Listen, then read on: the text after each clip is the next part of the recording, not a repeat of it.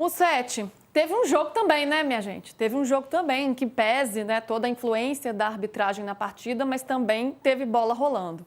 E a gente viu um Palmeiras que fez a sua parte, que teve seus méritos também nessa virada. Um time muito forte mentalmente, que melhora ali também com as mudanças que o Abel faz ao longo da partida. E, por outro lado, um São Paulo que, embora tenha sido prejudicado, e a gente está aqui há 1 hora falando disso, mas foi um time que tinha um 2-0 jogando em casa e que não segurou a ponto de levar a virada. Por onde passa mais o resultado dessa partida e a virada do Palmeiras, Mussete? Muitos elementos, né? E agora excluindo a arbitragem, mas para mim passa muito pela saída do Marcos Antônio. O Abel acerta nas substituições, empurra o São Paulo, Sousa entra muito bem, o Maurício entra muito bem. De novo, temos a dupla Flaco-Roque decidindo, mas foi impressionante como o São Paulo murchou quando saiu o Marcos Antônio. E dá para explicar a queda de desempenho no São Paulo recente muito com a ausência do Marcos Antônio. O Crespo faz o São Paulo crescer e tem uma sequência de bons resultados com o Marcos Antônio sendo destaque ali junto com o Ferreirinha, Luciano, Bobadilha cresce, enfim. Mas ontem foi sair o Marcos Antônio por cansaço, pareceu por cansaço, acho que o Valentim pode falar melhor, porque o São Paulo murchou. Cansaço, né, Valentim? Boa. E aí o Palmeiras foi crescendo, aproveitou as chances que criou e o São Paulo precisa analisar como um 2-0 vira 3-2, mesmo com esse erro grave que a gente falou por mais de 1 hora de arbitragem. Mas para mim o grande ponto, claro que o Palmeiras tem seus méritos, o Abel foi muito bem, um elenco melhor, tudo isso posto, o grande ponto para mim foi a saída do Marcos Antônio, como o São Paulo desmorona com a ausência de apenas um jogador. E aí, Valentim, isso mostra, né, a questão do elenco, né, que não é um elenco tão vasto, e também a questão do cansaço, né? O São Paulo vinha de um jogo muito pesado contra o Fortaleza, com pouco tempo de descanso entre uma partida e outra, em que ele joga boa parte do tempo com um jogador a menos por conta da expulsão do Rigoni. Enfim, acho que são muitos elementos. Qual é a análise de hoje sobre o jogo em si? Se é que teve, né, Valentim? As atenções estão voltadas aí para a arbitragem, mas qual é a análise que o São Paulo faz do jogo? E aí, pensando pelo São Paulino, é de muito a se lamentar, né? Porque um time que estava muito dolorido ali com a eliminação da Libertadores, mostra uma reação muito boa diante do Fortaleza. Ontem parecia que isso ia se confirmar, mostrando a força do São Paulo, mas aí é um balde de água fria, uma virada como essa. Ele foi perguntado sobre especificamente a entrada do Rodriguinho, foi ele que entrou no lugar do Marcos Antônio, e ele até falou na hora, eu até achei um pouco engraçado, porque ele responde o jornalista, ele fala, cara, mas é em espanhol, né? Ele falou em espanhol ontem, inclusive no fim da coletiva o São Paulo cortou a transmissão, mas a gente estava lá na sala de coletiva, ouviu. Ele não pediu desculpa, falou, desculpa ele falar em espanhol, mas um momento como esse precisa disso. Ele já tinha falado em espanhol em outros momentos, como naquele caso lá do Oscar, em que teve aquela falha de comunicação, ele disse que tinha treinado, que não tinha treinado, no fim havia treinado, enfim.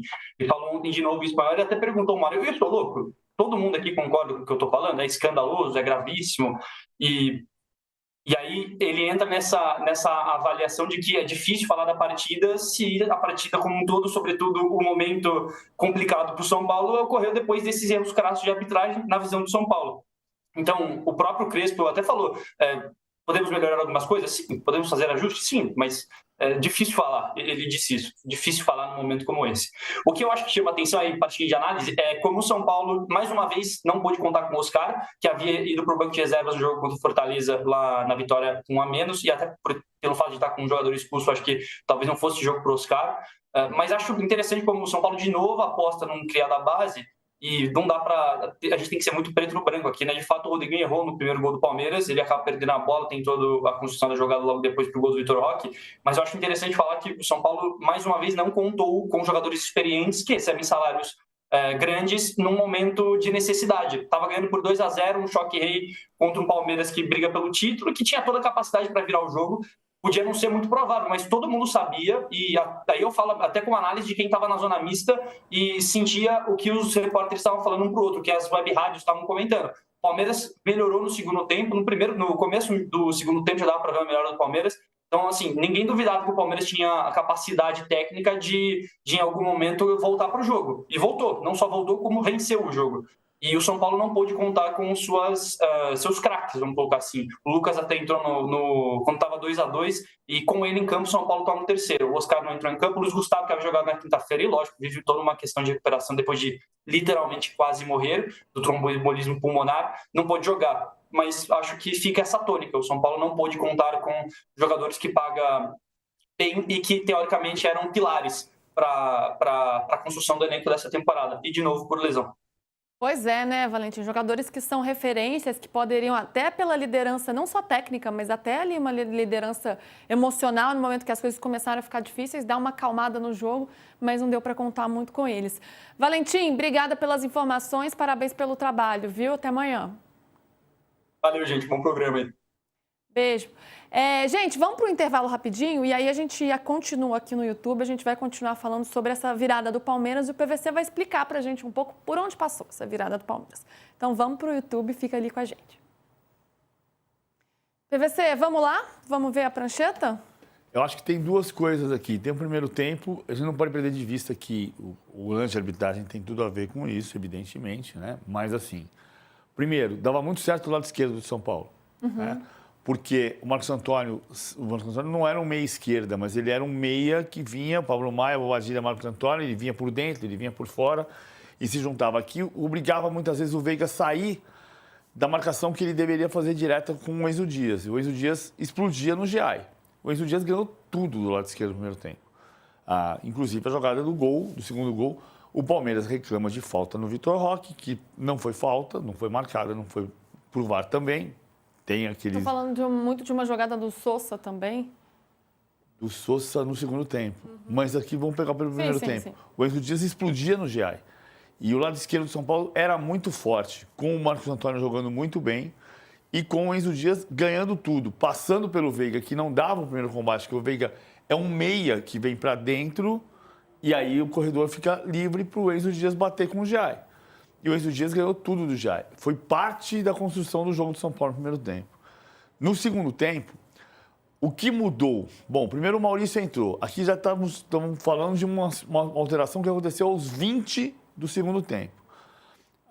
Logo depois do lance do pênalti. O Alisson entra no lugar do Bobadilha. E o Rodriguinho entra no lugar do Marcos Antônio. As mudanças no meio campo do São Paulo acontecem aos 20 do segundo tempo. O primeiro gol do Palmeiras acontece aos 24. Não é uma consequência, mas é uma coincidência que ilustra que, a partir daqui, o São Paulo começou a perder o meio-campo. O que aconteceu? O Maurício entra do lado direito. O Maurício cuida com mais vigor físico do lado do campo e o Alan começa a pressionar. Desculpa te interromper, PVC, que a gente está voltando na TV e a gente continua. Retornamos, então, na TV e o PVC estava explicando para a gente aqui, em termos táticos, como que o Palmeiras conseguiu essa vitória. E ele estava analisando aqui as mudanças do segundo tempo que proporcionaram que o Palmeiras conseguisse essa virada. Primeiro tempo, para resumir, o Enzo Dias deitou em cima do GI. Segundo tempo, o Alan atacou um pouco mais como lateral.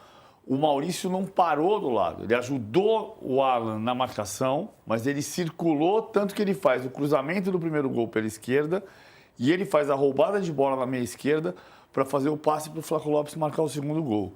Então aqui o Palmeiras pressionou. A maior força deste Palmeiras é a capacidade de agredir na marcação na frente. Quando ele rouba na frente, define rápido, foi o que ele conseguiu fazer no segundo tempo, para resumir. E no primeiro tempo, o São Paulo marcou muito bem, né? Conseguiu fazer essa marcação muito bem, então o Palmeiras teve muitas dificuldades. No segundo, essa mudança que a gente viu aqui, o PVC explicou para a gente.